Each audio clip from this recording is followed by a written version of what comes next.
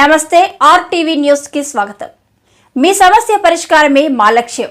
మీ సమస్యలను వాట్సాప్ చేయండి చాలు. 9492726238. మా వార్తలు మీకు నచ్చినట్లయితే లైక్ చేయండి, షేర్ చేయండి, సబ్స్క్రైబ్ చేయడం మాత్రం మర్చిపోకండి.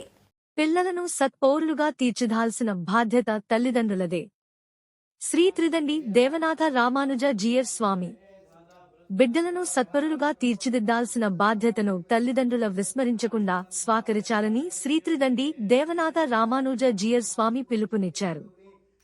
మండలంలోని పెదమాకవరంలో నూతనంగా నిర్మించిన శ్రీ మొదకొండమ్మ తల్లి ఆలయాన్ని ఆయన బుధవారం సందర్శించారు. అనంతరం భక్తులనుద్దేశించి ఆయన మాట్లాడుతూ ప్రతి మనిషిలోనూ సత్వతమో రజోగుణాన్ని అలవర్చుకోవాలన్నారు. గిరిజన విద్యార్థులు సైతం ఆహారపు అలవాటుకు నియంత్రించకుండా వేదాంగాలను సులువుగా అభ్యసించగలుగుతున్నట్టు తెలిపారు. దాన ధర్మ ట్రస్టు ఆధ్వర్యంలో ఇటీవల కృష్ణదేవిపేటలో నిర్వహించిన సామూహిక వివాహాలకు స్వయంగా చిన జీఎస్ స్వామి హాజరు కావటం పట్ల వారందరి పూర్వజన్మ సుకృతం అన్నారు. ఈ కార్యక్రమంలో ఆలయ ధర్మకర్త ప్రసాద్ దంపతులను సత్కరించారు. భక్తులు విరివిగా హాజరై పూజలు చేశారు. అన్ని స్థాయిలో కూడా అభివృద్ధి చేద్దాం. సోమవారం నాకు చాలా ప్రాజెక్ట్స్ చెప్పారు. నిజం చెప్పాలండి, ఈ స్కూల్ గురించి చెప్పారు. మేము అన్నాం వెంటనే కాదండి, కొంచెం టైం ఇవ్వండి అనేది. వాటర్ ప్లాంట్స్ గురించి కూడా చెప్పారు, ఆల్రెడీ వర్కౌట్ చేస్తున్నారు అన్నారు. సో ఇంకా డిఫరెంట్ ఆయుర్వేద మెడిసిన్స్ దాని గురించి కూడా, హోమియో వైద్యం మనం ఆల్రెడీ బ్యాచ్ స్టార్ట్ చేసామండి. ఎవరికి ఏదైనా పురోహితులకి, మన గిరిజన అర్చకులకి ట్రైనింగ్ కూడా ఆల్రెడీ ఒక బ్యాచ్ కంప్లీట్ అయ్యారు, ఒక బ్యాచ్ ఆల్రెడీ రెడీ ఉన్నారు. సో ఏ కార్యక్రమమైనా స్వామివారి వారి యొక్క పూర్తి అనుగ్రహం మన మీద ఉంది. సో మనం 3 మంత్సాలు చేయాలని ఒక ఆప్షన్తో ఖచ్చితంగా దానికి డీటెయిల్స్ మీద తీసుకొస్తాం. దానికి కూడా మీరు అవకాశం ఇవ్వాలి, దానికి ప్రయత్నించాం. సో స్వామివారు ఇప్పుడు మాట్లాడతారు. స్వామివారు మన అందరికీ తెలిసింది చెందియార్ స్వామివారి భక్తి బృందంలో వారి యొక్క పరంపరలో ఉన్నటువంటి స్వామివారు. ఉండేటువంటి గిరిజనులందరూ కూడా చక్కగా ఒక చోటికి చేరి సమాజంలో ఏ రకంగా అయితే మన ధర్మాన్ని ఆచరిస్తూ గృహస్థులుగా కార్యక్రమాలను నిర్వహిస్తారో ఆ క్రమంలోనే ఈ వెనకబడిన ప్రాంతాలుగా ఉండేటువంటి గిరిజన ప్రాంతాల్లో కూడా అందరికీ చక్కటి వివాహాలు జరగాలి, ఒక కట్టుబాటు ఏర్పడాలి అని ఎవరెవరైతే వారి దగ్గర డబ్బు ఉండకపోవచ్చు, వివాహం చేసుకోవాలి అనేది ఒక్కొక్కసారి మాకు తెలిసిన సమాచారం గిరిజనుల్లో పెద్దగా అది నిర్బంధం కాదు. కలిసి జీవించడం, సంతానాన్ని పొందడం వారి కార్యక్రమాలాగా సాగుతూ ఉంటాయి అని అక్కడక్కడ అలాంటి స్థితి కూడా మనం చూస్తున్నాం. కానీ ఒక కుటుంబ వ్యవస్థ దాని తర్వాత తరాలకి ఒక మార్గదర్శకం కావాలి అని జీఎస్ స్వామి వారు గత సంవత్సరం మనకి భద్రాచలం దగ్గర ఉండేటువంటి మణుగూరు అనేటువంటి ప్రాంతంలో సుమారు 116 వివాహాలు, 130 దాకా వివాహాలు జరిగాయి. దాంట్లో కూడా మనకి దాన ధర్మ ట్రస్ట్ వాళ్ళు ప్రధానంగా ఉన్నప్పటికీ వేరే వాళ్ళ ద్వారా మనకి పరిచయం. అక్కడ కార్యక్రమం అంతా పూర్తిగా జీఎస్ స్వామి వారు నిర్వహించారు. ఆ తర్వాత మళ్ళీ రెండవసారి నిర్వహించాలి అని అనుకున్నప్పుడు సరే తెలంగాణ ప్రాంతంలో ఒకసారి నిర్వహించాం కనుక ఆంధ్ర ప్రాంతంలో మనకి గిరిజన ప్రాంతమైనటువంటి ఈ కృష్ణదేవిపేట ప్రాంతంలో ఒక కార్యక్రమాన్ని నిర్వహించాలి అని జీఎస్ స్వామి వారు దాన ధర్మ ట్రస్ట్ వాళ్ళ యొక్క అభ్యర్థనని అంగీకరించి 30వ తారీఖు వారు ఇక్కడికి రావడం జరిగింది. చాలా సంతోషం. ఈ గురువు గారి సన్నిధిలో ఆ కొత్త జంటలు చక్కగా వివాహాన్ని చేసుకొని ఉత్తమమైనటువంటి ధర్మాన్ని, గృహస్థ ఆశ్రమ ధర్మాన్ని ఆచరించడానికి సిద్ధపడడం చాలా సంతోషం. అలాగే ఈ ప్రాంతానికి వచ్చినప్పుడు స్వామివారు ఈ ప్రాంతంలో ఉండేటువంటి గిరిజనులకు మనం చేయగలిగేటువంటి ఏవైనా సేవలు ఉంటే తప్పకుండా వాటిని చేద్దాము అని వారు ఇప్పుడు కూడా వారి సంస్థ అయినటువంటి వికాస్ సంఘం ద్వారా సిద్ధంగా ఉంటారు. ఇంతకుముందు కూడా మనకి పాడేరు ప్రాంతంలో ఒక వాటర్ ట్రీట్మెంట్ ప్లాంట్ పెట్టడం జరిగింది. అంటే మినరల్ వాటర్ అంటుంటాం కదా, అది పెట్టడం జరిగింది. కానీ దాన్ని వారు సరిగా ఉపయోగించుకోలేకపోయారు. స్వామివారు ఒక ప్లాంట్ పెట్టడం ద్వారా దాంట్లో మరీ మనం ఏదో 30-40 రూపాయలకు బాటిల్స్ అమ్మకుండా నింపి ఇవ్వడం వల్ల ఒక 5-6 రూపాయలు ఒక్కొక్క బాటిల్కి వచ్చినా దాన్ని మళ్ళీ అలాంటిది మరో ప్రాంతానికి పెట్టుకోగలిగేటువంటి ఒక వ్యవస్థని నిర్మాణం చేసుకుంటూ పోదాము. ఇది వాళ్ళే చేసుకోవాలి, మనం కాదు. వాళ్ళకి ఒక ప్రాంతం నుంచి మరొక ప్రాంతంలో మరొక చోట ఇలాంటి సేవను ఆరంభించడానికి కావాల్సినటువంటి శక్తిని వాళ్ళకి ఇవ్వాలి. మనము ప్రతిసారి వాళ్ళు చేరవలసినటువంటి ఎత్తుకు మనం చేర్చలేం కదా. కొంతవరకు మనం ప్రయత్నం చేస్తాం. వాళ్ళు తెలుసుకొని దాని అవసరం తెలుసుకొని దాంట్లో వాళ్ళు కూడా మమేకమై వాళ్ళు కూడా ముందుకు సాగాలి. అది ఎప్పుడు జిఎస్ వారు కోరుకుంటారు. ఎందుకంటే పిల్లవాడు మనం ఆరంభించాలి, దాన్ని వాళ్ళు పెంచుకుంటూ పోవాలి. వాళ్ళ ప్రాంతాల్లో వాళ్ళలాంటి మరొక తండా ఉంటుంది. వాళ్ళకి ఈ సేవని పరిచయం చేస్తూ ముందుకు సాగాలి అని జిఎస్వామి వారు సుమారు ఒక 10-15 సంవత్సరాలకి పూర్వమే పాడేరు ప్రాంతంలో మినరల్ వాటర్ ప్లాంట్ పెట్టడం జరిగింది. కానీ అది సరైనటువంటి క్రమంలో సాగలేదు. మళ్ళీ ఈ ప్రాంతానికి, ఎందుకంటే ఇక్కడ కొండ ప్రాంతంలో వీళ్ళంతా ప్రవహించే నీరు తాగుతూ ఉంటారు. ఒక్కొక్కసారి నిజానికి ఈ నీరే బలాన్ని ఇస్తుంది, కానీ ఒక్కొక్కసారి వాతావరణం మార్పు చెందినప్పుడు ఏర్పడేటువంటి తాత్కాలికమైన రోగాలు అవి వచ్చినా కూడా అవసరమైనటువంటి వైద్య సహాయం దగ్గరలో ఎక్కడ ఉండకపోవడం చేత ఎన్నో ప్రమాదాలు జరుగుతూ ఉంటాయి. అందుకోసం జిఎస్వామి వారు మనకి ప్రధానంగా నీరే సమస్య. ఆహారం దేన్నైనా తీసుకోవచ్చు, కానీ నీరు ఏది పడితే అది ఎలా పడితే అలా తాగలేం కదా.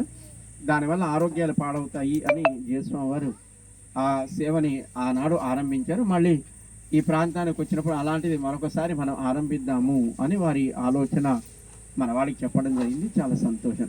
అలాగే మనకి అంటే రామారావు గారు ముఖ్యమంత్రిగా వారు పరిపాలించే కాలంలో 1987 ప్రాంతంలో అతిపెద్ద ఎన్కౌంటర్ జరిగినటువంటి ప్రాంతం అల్లంపల్లి.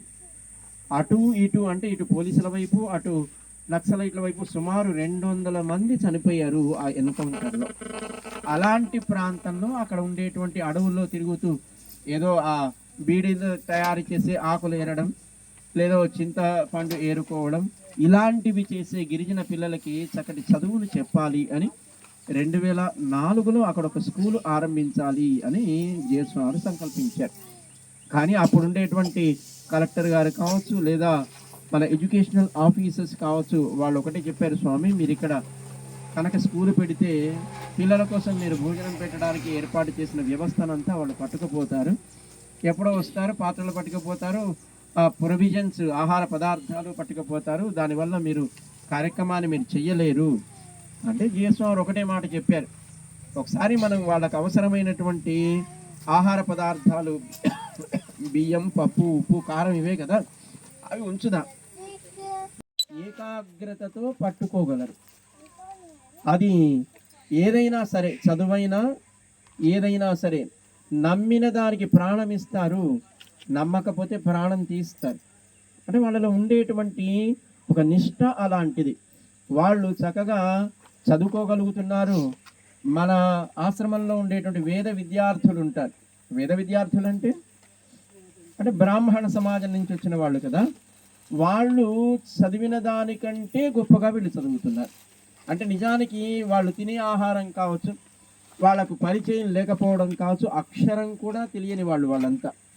కానీ ఈనాడు మన వెబ్సైట్లో అంటే జిఎస్వామి వారు చేసే కార్యక్రమాలు సమాజమంతా, ప్రపంచమంతా చూడడానికి మనం కంప్యూటర్ టెక్నాలజీ ద్వారా చూపించేటువంటి ఒక విధానం వెబ్సైట్ అని అంటాం. దాంట్లో మనం ఏం చేస్తున్నామో ఫోటోలు ఉంటాయి, దాంట్లో మనం ఏమేం చేస్తున్నామో వాటి వివరాలు కూడా మనం రాసి పెడతాం. ప్రపంచమంతా చూస్తుంది.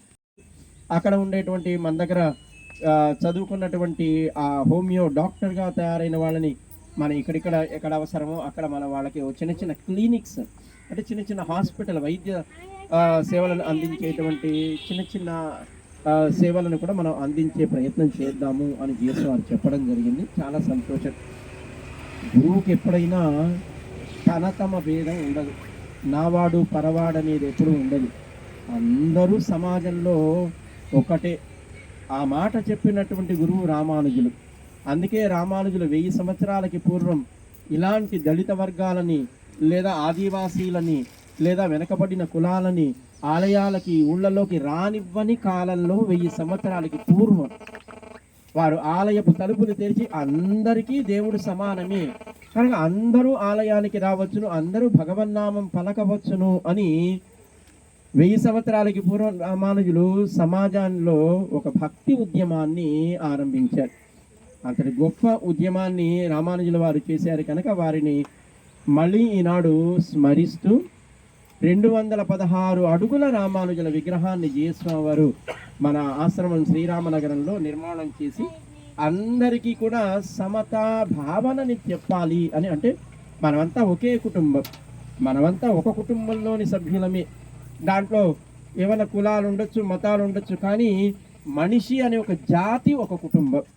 దాంట్లో మనమంతా చేరి ఉంటాం, మనమంతా కలిసి ఉండాలి.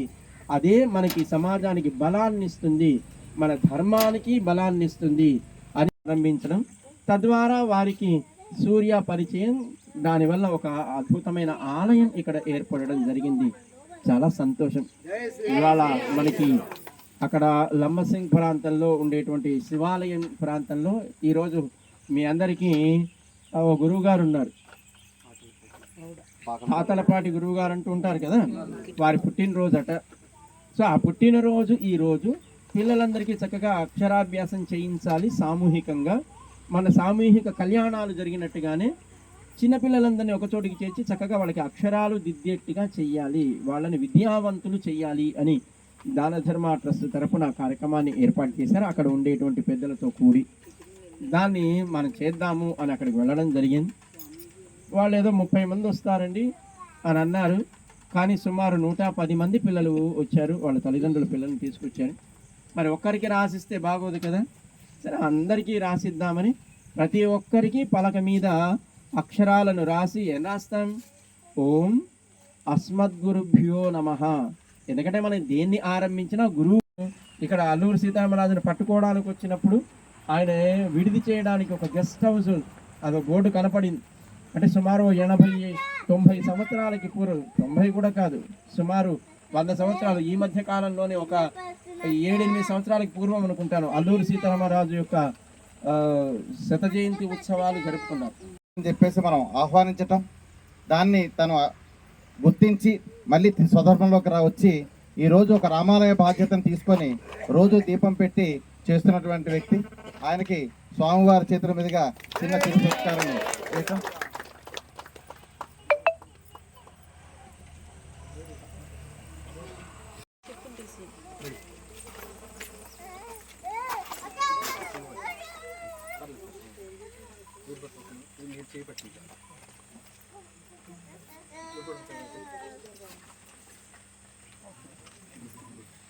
Thank you.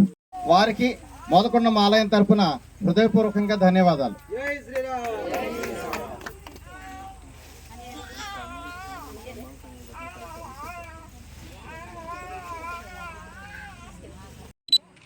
లవకుశ గారు ఇచ్చేశారు. అంటే లవకుశ గారు ధార్మికమైనటువంటి ఏ కార్యక్రమం చేసినా నేను ఉంటానని కొన్ని సందర్భాల్లో ఆర్థికంగా కూడా తను కూడా ముందుకొచ్చి సపోర్ట్ చేస్తూ ఉంటారు. అలాంటి వ్యక్తి